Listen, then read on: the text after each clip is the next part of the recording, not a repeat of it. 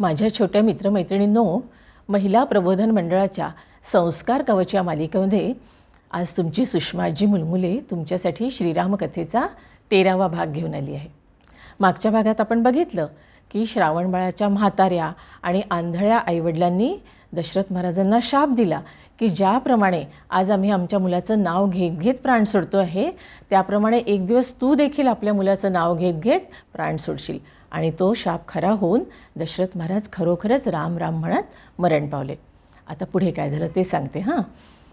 राम, लक्ष्मण आणि सीता वनवासाला जाण्याच्या आधीच भरत आणि शत्रुघ्न भरताच्या मामाकडे केकया देशात काही दिवसांसाठी राहायला गेले होते. पण इकडे दशरथ महाराज मरण पावल्याबरोबर अयोध्येचं राजसिंहासन रिकामं झालं. आणि त्या काळी असा नियम होता की राजा मरण पावल्यानंतर त्याचे अंतिम संस्कार करण्याच्या आधी त्या राजसिंहासनावर दुसऱ्या राजाला अभिषेक केला पाहिजे. त्यामुळे मग गुरु वसिष्ठांनी केकया देशामध्ये आपला दूत पाठवला आणि तिथून भरत आणि शत्रुघ्नाला अगदी घाईघाईने अयोध्येला बोलावून घेतलं. पण अयोध्येला परत आल्यानंतर भरताला सगळी हकीकत समजली.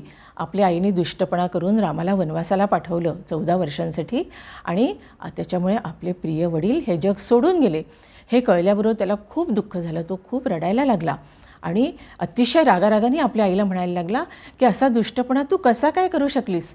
आपल्या लाडक्या रामाला 14 वर्षांसाठी तू वनवासाला कशी पाठवू शकलीस? आणि मोठ्या भावाला बाजूला करून राजा होणं मला आवडेल असं तुला वाटलं तरी कसं? तुझ्यामुळे आज माझे प्रिय वडील मला सोडून गेले आहेत. माझा राम वनवासात गेलेला आहे. तू माझी आई आहेस की वैरीण आहेस? मला हे तुझं वागणं मुळीच आवडलेलं नाही आणि मी तुझा मुलगा आहे हे म्हणण्याची सुद्धा मला आता लाज वाटते. असं खूप आपल्या आईला रागारागाने संतापाने बोलून तो वसिष्ठ ऋषींना म्हणाला की महाराज मला सांगा की आता राम, लक्ष्मण आणि सीता वनात कुठे असतील? तेव्हा वसिष्ठ ऋषी त्याला म्हणाले की भरता थोडा धीर धर, थोडा शांत हो. अजून तुझ्या वडिलांचे अंतिम संस्कार व्हायचे आहेत आणि त्याच्या आधी तुला राजसिंहासनावर बसणं आवश्यक आहे. तेव्हा आधी आपण ती सगळी तयारी करूया. पण भरताने त्यांचं मुळीच ऐकलं नाही. त्यांनी आपल्या वडिलांचे अंतिम संस्कार केले आणि 14 दिवस पूर्ण झाल्यानंतर रामाला परत आणण्यासाठी तो आपल्या अयोध्येतली खूप सारी सेना घेऊन वनाच्या दिशेने निघाला. वनामध्ये गेल्यावर वाटेत त्यांना भारद्वाज मुनींचा आश्रम लागला. भारद्वाज मुनींनी त्या सगळ्यांचं प्रेमाने स्वागत केलं. त्या सगळ्यांच्या राहण्याची अगदी उत्तम अशी व्यवस्था केली. रात्रभर तिथे राहिल्यानंतर दुसऱ्या दिवशी सकाळी भरत मुनींना म्हणाला की महाराज, राम, लक्ष्मण आणि सीता वनात कुठे राहतात ते मला तुम्ही सांगा. भारद्वाज मुनींना थोडीशी शंका आली की कदाचित रामाचं काहीतरी वाईट करण्याचा हेतू तर भरताच्या मनात नाही. पण भरताशी बोलल्यानंतर त्यांची खात्री पटली की नाही, भरत खरोखरच रामाला परत आणण्यासाठी वनात निघाला आहे. आणि मग त्यांनी त्याला सांगितलं की राम चित्रकूट पर्वतावर राहायला गेलेला आहे. त्याप्रमाणे मग भरत आपली सगळी सेना घेऊन चित्रकूट पर्वताच्या दिशेने निघाला. इकडे एक दिवस राम सीतेबरोबर गप्पागोष्टी करत पर्वतावर बसले असताना त्यांच्या लक्षात आलं की आपल्या आजूबाजूचं वातावरण खूप प्रचंड धुळीने आणि खूप मोठ्या आवाजाने भरून गेलं आहे. तेव्हा त्यांनी लक्ष्मणाला म्हटलं की लक्ष्मणा, जरा बघ, हा एवढा मोठा आवाज कशाचा आहे? ही इतकी धूळ कशाची उडते आहे? तर त्यामुळे लक्ष्मण पटकन एका उंच झाडावर चढला आणि तिथून त्यांनी चारही दिशांना बघितलं. तेव्हा त्याला दिसलं की दुरून एक सैन्य आपल्या पर्वताच्या दिशेनं येतं आहे. त्याच्यामध्ये खूप रथ, हत्ती, घोडे, उंट आहेत आणि त्या सैन्याबरोबर अयोध्येचा ध्वज म्हणजे अयोध्येचा झेंडा आहे. लक्ष्मणाला वाटलं की नक्कीच भरत स्वतः तिथला अयोध्येचा राजा झालेला आहे आणि आता रामाला आणि मला ठार मारण्यासाठी तो एवढं मोठं सैन्य घेऊन इथे येतो आहे.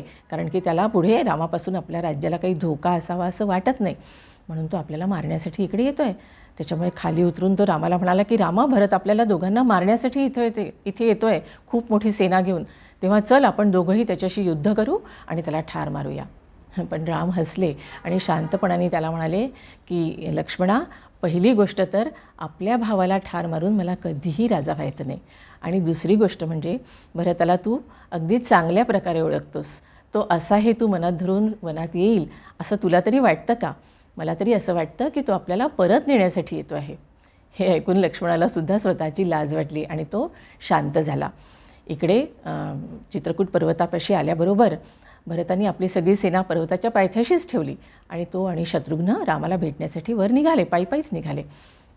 वर आल्यानंतर दुरून राम दिसताच भरत एकदम त्याच्याकडे धावला. भरत आणि शत्रुघ्न दोघांनीही खाली वाकून रामाचे पाय धरले. रामाने सुद्धा प्रेमाने उचलून त्या दोघांना आपल्या मिठीत घेतलं आणि खूप आनंदाने ते तिघंही आनंदाने तिघांच्या डोळ्यातून अश्रू वाहू लागले.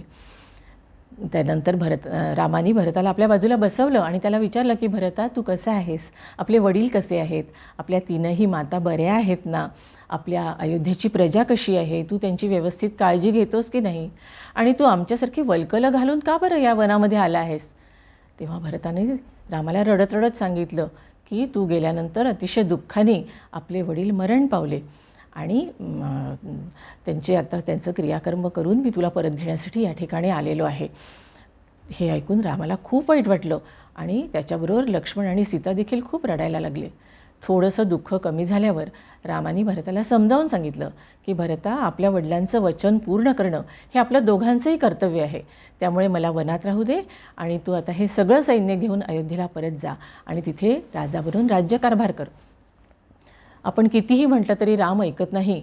हे पाहिल्यावर शेवटी भरताने येताना रामासाठी सोन्याच्या पादुका बनवून आणल्या होत्या. पादुका म्हणजे जोडे. तर ते जोडे त्यांनी सोन्याचे रामाच्या पायात घातले आणि रामाच्या पायांचा स्पर्श झालेल्या त्या पादुका आपल्या हातात घेऊन त्यांनी रामाला सांगितलं की रामा, ठीक आहे, तू म्हणतोस तर मी परत जातो, पण मी अयोध्येचा राजा बनणार नाही. या तुझ्या पादुका राजसिंहासनावर ठेवून तुझ्या नावाने मी राज्यकारभार करीन आणि तू परत येईपर्यंत 14 वर्ष मी सुद्धा झोपडीत राहीन आणि कंदमुळं फळं खाऊन एखाद्या मुनीसारखं आयुष्य मी त्या ठिकाणी घालवीन. आणि जर 14 वर्षानंतर तू परत आला नाहीस तर मात्र मी पेटत्या अग्नीमध्ये प्रवेश करीन आणि स्वतःचे प्राण देईन. असं म्हणून आणि रामाचा निरोप घेऊन रामाच्या पादुका घेऊन भरत अयोध्येला परत आला आणि सांगितल्याप्रमाणे त्यांनी रामाच्या पादुका म्हणजे ते जोडे सिंहासनावर ठेवून तो त्या ठिकाणी राज्य करायला लागला रामाच्या नावाने. बालमित्रांनो, आज आपण इथंच थांबूया. पण राम हा जरी राजा होता ना, तरी त्यांनी त्याचा उपयोग कधीही आपल्या सुखासाठी किंवा चैन करण्यासाठी, मौज मजा करण्यासाठी केला नाही. त्याचं राज्य हे लोकांसाठी होतं. म्हणजे खऱ्या अर्थाने त्या काळात लोकशाही होती. तशीच लोकशाही आज आपल्या देशात आहे आणि सध्या त्या लोकशाहीच्या निवडणुकांचे वारे सगळीकडे वाहतात आहेत. वेगळ्या वेगळ्या पक्षांचे उमेदवार आम्हाला मत द्या, आम्हाला मत द्या असं म्हणताना तुम्हाला दिसत आहेत, हो ना? तर ही लोकशाही म्हणजे काय? निवडणुका कशा होतात? निवडून आल्यानंतर त्या लोकांमधून सरकार कसं बनतं देशाचं? हे सगळं काही घरातल्या मोठ्या माणसांना विचारून घ्या, कारण पुढे तुम्हीसुद्धा या देशाचे जबाबदार नागरिक होणार आहात, हो की नाही? चला तर आता माझ्याबरोबर म्हणा, जय जय जय जय जय श्रीराम.